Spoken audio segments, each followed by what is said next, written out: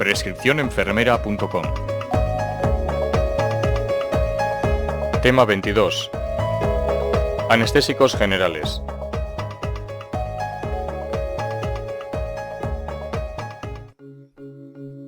Los anestésicos generales son un grupo de sustancias estructuralmente diferentes entre sí, pero que tienen en común la capacidad de inducir un estado de comportamiento llamado anestesia general, que permite la realización de intervenciones quirúrgicas u otros procedimientos agresivos.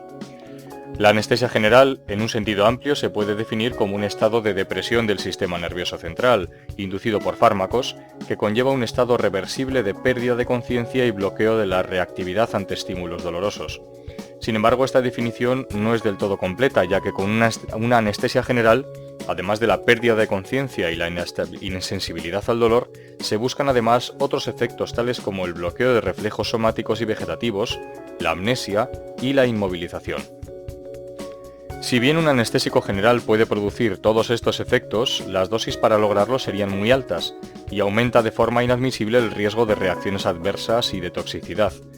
Por este motivo, en los procedimientos de anestesia general se utilizan combinaciones con varios fármacos para conseguir los efectos mencionados, de tal manera que la dosis de anestésicos sean menores y no presenten un riesgo para el paciente.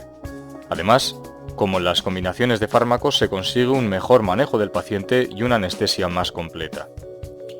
Los anestésicos generales son fármacos peligrosos con índices terapéuticos muy estrechos que requieren un gran cuidado en su administración. Los agentes anestésicos presentan diferencias entre ellos en la consecución de la anestesia y en sus efectos adversos, por lo que la elección de uno u otro estará en función de sus propiedades farmacodicinéticas, la edad del paciente, fisiopatología y fármacos utilizados. El primer anestésico general que se demostró útil fue el éter, en el año 1846, actualmente en desuso.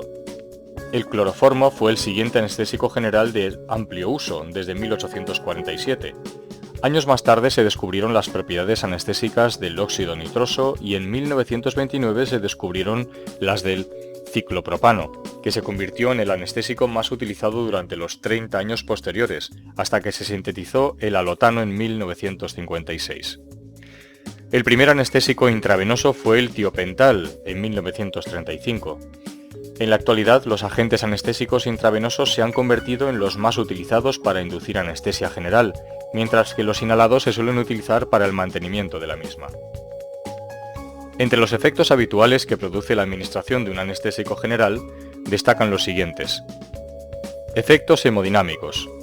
El efecto más importante es la inducción de anestesia, es una merma de la tensión arterial causada por vasodilatación directa, depresión del miocardio o ambos factores, disminución del control de vasoreceptores y decremento del tono simpático central. Hay variabilidad en cuanto a la magnitud de la caída según el agente anestésico. Efectos en las vías respiratorias y digestivas. Casi todos los anestésicos generales disminuyen o eliminan el impulso ventilatorio, por lo que será necesario utilizar ventilación asistida durante su administración. Además, se pierde el reflejo nauseoso y disminuye el estímulo para la tos. Disminuye también el tono del esfínter esofágico inferior con el riesgo de broncoaspiración. La intubación endotraqueal disminuye este riesgo. Los agentes bloqueantes neuromusculares ayudan a la colocación del tubo endotraqueal. Hipotermia. Además de factores como la temperatura ambiente, la exposición de cavidades corporales o el uso de soluciones intravenosas frías, los anestésicos generales causan hipotermia por la vasodilatación generalizada y disminución de la temperatura central. Además, disminuye el metabolismo y el consumo de oxígeno, con lo que se aminora la producción de calor. Así, un objetivo importante durante la anestesia es evitar la hipovolemia. Náuseas y vómitos, especialmente en el postoperatorio. Otros efectos que suelen aparecer al recuperar la conciencia incluyen hipertensión y taquicardia por recuperación del tono simpático y activación por el dolor. Puede surgir en ocasiones isquemia de miocardio y signos neurológicos. También pueden aparecer obstrucción de las vías respiratorias por efecto residual del anestésico y disminución parcial de conciencia. El control del dolor en el postoperatorio puede resultar en ocasiones complicado. Se verá con más detalle en el apartado de analgesia. Tradicionalmente, se ha utilizado para valorar la instauración de la anestesia las fases diferenciadoras de inducción de la anestesia tras administración de éter etílico que clasifican la depresión del sistema nervioso central en 4 etapas. Etapa 1. Desde el comienzo de la anestesia hasta la pérdida de conciencia. Etapa 2 o excitación. Desde la pérdida de conciencia hay un aumento de la actividad del sistema nervioso central, por bloqueo de las neuronas inhibidoras. Etapa 3 o anestesia quirúrgica. Etapa ideal de consecución de la anestesia. Se estructura en 4 planos. Plano primero, se produce inhibición de los reflejos conjuntivales de deglución y faringeos. Plano 2, relajación de la musculatura estriada y reflejo laríngeo. Plano 3, disminución de la actividad intercostal, de la amplitud de la respiración y del reflejo de la exposición a la luz. Plano 4, parálisis de la actividad intercostal y contracciones diafragmáticas, dilatación pupilar amplia. Etapa 4 o parálisis vulvar, coma y muerte, común a todos los anestésicos generales. Sin embargo, la mayoría de los anestésicos generales actuales no siguen el esquema descrito. Hoy en día las técnicas de monitorización permiten un control más exhaustivo del paciente y la variación de dosis sin riesgo vital, por lo que en la actualidad pueden definirse 3 fases de las anestesias generales. Fase de inducción, que conduce a la pérdida de conciencia por la administración de anestésicos de acción rápida y efecto breve. Fase de mantenimiento, intravenosa o inhalatoria, y fase del despertar, la retirada del fármaco. El mecanismo de acción de los anestésicos generales no está todavía completamente dilucidado, ya que los procesos sobre los que influyen están mediados por numerosos centros y estructuras, así como por una gran variedad de sistemas de neurotransmisión. Este aspecto, unido a la gran variedad de anestésicos y sus diferentes estructuras químicas, hace difícil encontrar un punto en común de acción de todos ellos. Así, los mecanismos moleculares por los que los anestésicos generales originan todos sus efectos han permanecido como uno de los grandes misterios de la farmacología, si bien modernas técnicas de neuroimagen han encontrado regiones cerebrales implicadas en acciones concretas de los anestésicos. Meyer y Overton sugirieron que este mecanismo común sería la integración en la bicapa lipídica con estructuración de la misma y alteración de sus funciones, sobre todo a nivel de las proteínas. Hoy en día se sabe que esta interacción es mínima y no justifica su acción. Las hipótesis más acertadas actualmente se basan en la interacción sobre canales iónicos, aunque se sabe bien que algún anestésico actúa también sobre canales voltaje dependientes. La mayoría de los anestésicos actúan a través de los receptores GABA-A y algunos a través de receptores NMDA. Los anestésicos generales se clasifican en intravenosos, tiopental, propofol, ketamina y etomidato, e inhalatorios, alotano, enflurano, isoflurano y óxido nitroso. Anestésicos generales intravenosos. El tiopental sódico es un barbitúrico de acción ultracorta y rápida, cuyos efectos anestésicos se deben a su alta liposolubilidad. El mecanismo de acción es la interacción con el GABA, aumentando su efecto inhibidor central. Este efecto se combina con una disminución de la conducción eléctrica, produciendo en primer momento una hiperpolarización y posteriormente una disminución de la despolarización. Solo se puede administrar por vía intravenosa, siendo compatible con cloruro sódico al 0,45% y al 0,9%, y con dextrosa al 5%, e incompatible con dextrosa al 10% y dextrosa en Ringer lactato, amicacina, insulina regular y succinilcolina. Por su alta liposolubilidad alcanza rápidamente concentraciones en el sistema nervioso central, se distribuye por el resto del organismo y se acumula en tejido adiposo. Atraviesa la placenta y produce depresión intensa del feto. Dosis múltiples producen acumulación en el tejido adiposo hasta el equilibrio de los compartimentos, lo que prolonga considerablemente su efecto. Esta característica es aprovechada para inducir comas barbitúricos. La eliminación es por metabolismo hepático y excreción renal. En cuanto a sus efectos, cabe destacar que presenta escasa acción analgésica, por lo que ante estímulos dolorosos intensos se puede producir reacción simpática. Es depresor del centro respiratorio a dosis normales e induce disminución del volumen respiratorio. Aunque no es irritante de las vías respiratorias, produce con frecuencia tos, broncoespasmo y laringoespasmo, efectos que disminuyen aumentando la dosis. Los mecanismos por los que se produce no se conocen con claridad. También produce aumento de la salivación. En el aparato cardiovascular produce disminución de la tensión arterial, que es dosis dependiente y se compensa rápidamente, pero si el paciente presenta hipovolemia, shock o sepsis, se puede inducir colapso cardiovascular. En el sistema nervioso central disminuye el flujo sanguíneo y reduce el metabolismo cerebral. Esto produce una caída acusada de la presión intracraneal, con lo que resulta útil como protector de la isquemia cerebral. También disminuye la presión intraocular. Como todos los barbitúricos, es un eficaz anticonvulsivo y no suele producir reacciones de hipersensibilidad. El midazolam es una benzodiazepina de acción corta que se une al receptor benzodiazepínico sobre el sitio GABA neuroespecífico con el sistema nervioso central. El midazolam produce un efecto rápido y de corta duración debido a su rápido metabolismo.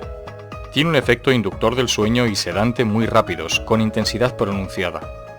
También ejerce un efecto ansiolítico, anticonvulsivo y relajante muscular. Su administración intramuscular o intravenosa induce amnesia anterógrada.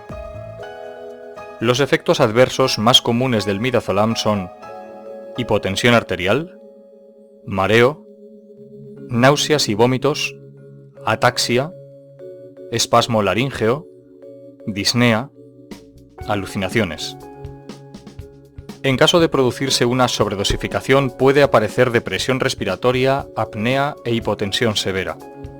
Los efectos del midazolam aumentan por la interacción con fármacos inhibidores de la enzima CYP3A4 del citocromo P450. Algunos ejemplos son el ketoconazol y el itraconazol. Se utiliza sobre todo por vía intravenosa, pero se puede dar por vía intranasal, rectal, oral o intramuscular. En la administración intravenosa se recomienda que ésta se practique lentamente, unos 2,5 miligramos en 10 segundos para la inducción de anestesia y 1 miligramo en 30 segundos para la sedación consciente. El efecto se instaura unos 2 minutos. Los efectos de la sobredosis con midazolam pueden ser controlados con flumacenil. Está contraindicado en miastenia gravis y glaucoma de ángulo cerrado. Se deberá valorar su utilización en pacientes con enfermedad hepática o renal, ya que se pueden prolongar sus efectos. También potencia el efecto depresor de los neurolépticos, antidepresivos, hipnóticos y analgésicos opioides.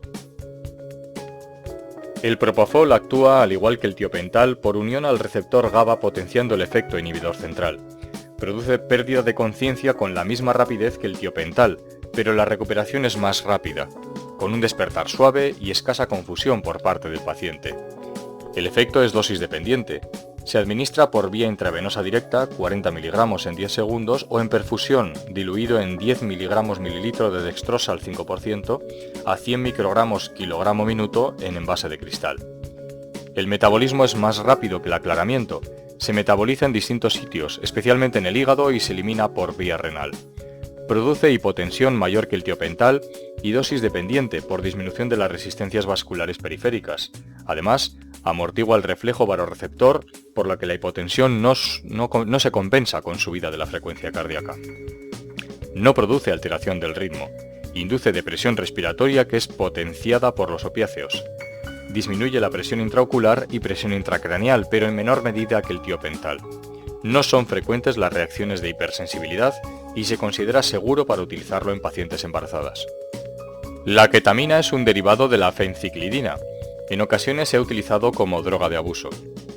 Se administra por vía intravenosa diluido en dextrosa al 5% o cloruro sódico al 0,9%, pero puede administrarse por vía intramuscular, oral y rectal. Su unión a proteínas es menor que otros anestésicos. Se metaboliza en el hígado a norketamina y se elimina por riñón y bilis. Induce sedación, inmovilidad, amnesia y analgesia notable. Tanto la analgesia como la amnesia son muy rápidas, pudiendo durar tras una dosis 40 minutos la analgesia y hasta 2 horas la amnesia. Al tipo de anestesia que induce se le ha llamado anestesia disociativa, ya que origina un estado hipnótico distinto al de otros anestésicos. Los pacientes tienen una profunda analgesia, no responden a órdenes y tienen amnesia, pero pueden permanecer con los ojos abiertos, mover los miembros de manera involuntaria y mantener la respiración espontánea. En ocasiones se acompaña de nistagmo con dilatación pupilar, salivación y o lagrimeo, y pueden aparecer aumento de tono muscular, movimientos indefinidos y aumento de la respuesta a reflejos. Es recomendable un ambiente silencioso y tranquilo durante su utilización. No afecta la actividad respiratoria.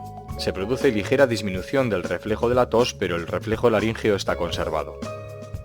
A diferencia de los anteriores, aumenta el flujo sanguíneo encefálico y la presión intracraneal con mínima alteración del metabolismo cerebral. También aumenta la presión intraocular. Aumenta la presión arterial, la frecuencia y el gasto cardíaco, al parecer por un aumento de la actividad simpática, por lo que es útil en pacientes con riesgo de hipotensión durante la anestesia. Sin embargo, al incrementar el consumo de oxígeno miocárdico, no está indicado en pacientes con isquemia. Es un potente broncodilatador, por lo que resulta adecuado para pacientes con riesgo de broncoespasmo durante la intervención.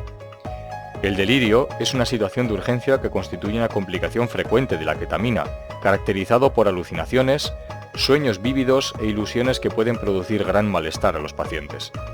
Los síntomas de delirio son más frecuentes en la hora siguiente a la salida de la anestesia y se puede reducir su incidencia con la administración de benzodiazepinas. En niños son menos frecuentes. El etomidato tiene un mecanismo de acción mediante unión al receptor GABA, facilitando la acción del neurotransmisor. Es un buen hipnótico de rápido comienzo de acción, pero la duración de la acción es breve por su rápida distribución. El metabolismo ocurre en el hígado y la excreción es renal y biliar. Presenta alta unión a proteínas plasmáticas, pero menor que el tiopental y el propofol. Respecto a sus efectos, en el sistema nervioso central, al igual que el tiopental, disminuye el metabolismo cerebral, el flujo, la presión intracraneal y la presión intraocular. Se ha utilizado como protector de la isquemia cerebral, aunque no hay datos concluyentes en este sentido. Tras la administración produce contracciones musculares, por lo que se administra con opiáceos o diazepam. No provoca depresión del sistema cardiovascular, presentando esto una ventaja sobre el tiopental o el propofol. Es el agente más indicado para mantener la estabilidad cardiovascular en pacientes con enfermedades coronarias, miocardiopatías, accidente cerebrovascular o hipovolemia. El grado de depresión del sistema respiratorio es también menor que con el tiopental. El despertar es suave, aunque a veces se producen vómitos, más frecuentemente si se administran opiáceos. Dosis consecutivas pueden producir insuficiencia suprarrenal e inhibir la respuesta al estrés. Anestésicos generales inhalatorios. El alotano fue introducido en 1956 y ha sido muy utilizado debido a su falta de inflamabilidad, la facilidad de cambio en el control de la anestesia y el despertar rápido. Sin embargo, sus efectos adversos y la aparición de otros fármacos más modernos con mejor perfil ha relegado su uso en la actualidad. No obstante, sigue siendo el anestésico de comparación con los demás. Produce una inducción relativamente lenta, se acumula durante la administración prolongada, por lo que la recuperación está en función de la duración de su uso. El 60-80% se elimina por vía respiratoria sin cambios. Del resto, el 50% se metaboliza en el hígado por oxidación por el citocromo P450. El resto y los metabolitos se eliminan por la orina. Produce depresión respiratoria e hipotensión. El efecto secundario más predecible es una reducción de la presión arterial debido por un lado a la acción sobre el gasto cardíaco y por otro la acción sobre los vasoreceptores, por eso no se asocia con taquicardia. Es dependiente de la dosis, por lo que la profundidad de la anestesia se puede valorar por la presión arterial. Produce disminución de la contracción cardíaca por disminución del calcio intracelular. Tras la administración constante, esta disminución desaparece. A nivel vascular aumenta el flujo sanguíneo en piel y encéfalo y disminuye el flujo renal y el filtrado glomerular, en relación con la dosis. Puede disminuirse hidratando previamente al paciente. En el aparato digestivo disminuye el flujo hepático y esplécnico. Aumenta la presión intracraneal e induce disminución del consumo metabólico cerebral de oxígeno. Por ello está relativamente contraindicado en pacientes con riesgo de aumento de la presión intracraneal. No se produce aumento de la actividad simpática. Durante la recuperación pueden aparecer escalofríos. Produce escasa relajación muscular, pero presenta efectos sinérgicos con los bloqueantes neuromusculares, aumentando la duración del efecto de estos. Las reacciones adversas que han condicionado la disminución de su uso han sido, por un lado, la relación entre la administración del alotano y la aparición de alteración hepática. A los 2-5 días tras su administración pueden aparecer un cuadro de anorexia, fiebre, náuseas, vómitos y alteraciones bioquímicas compatibles con hepatitis. Se denomina hepatitis inducida por alotano. Es más frecuente tras varias exposiciones y se debe a la producción de un metabolito tóxico que en grandes cantidades produce una reacción inmunitaria responsable del cuadro y por otro, que puede producir una reacción hipermetabólica del músculo estriado, desarrollando un cuadro llamado hipertermia maligna, que cursa con un aumento de temperatura y un aumento masivo del consumo de oxígeno, que si no se trata de forma rápida puede ser mortal. El tratamiento de la hipertermia maligna consiste en suspender la administración del alotano y administrar dantroleno.